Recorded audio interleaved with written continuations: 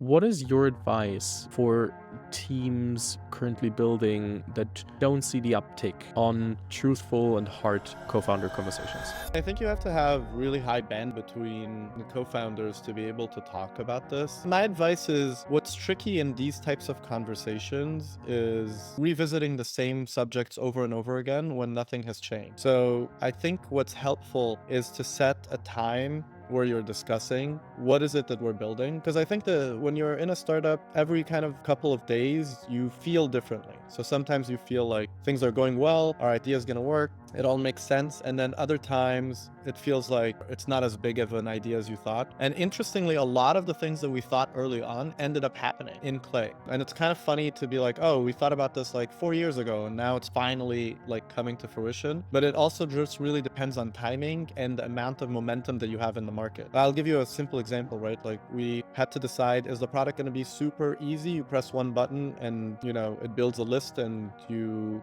kind of like can get on with it, or are we going to give you maximum power? Everybody thought it should be super easy, right? If you're selling to salespeople or marketers, they're busy. It needs to kind of be a few clicks and get stuff done. We actually ended up going the opposite direction where it's super flexible and super powerful, and we give it to kind of the people who are ready to push the boundaries on how to do these tactics. That's both a differentiation and it helps them figure out how to grow and how to do growth. And it ended up being actually what's necessary, because a lot of things here, the last 20% are super finicky, and if you don't do it right, it doesn't work.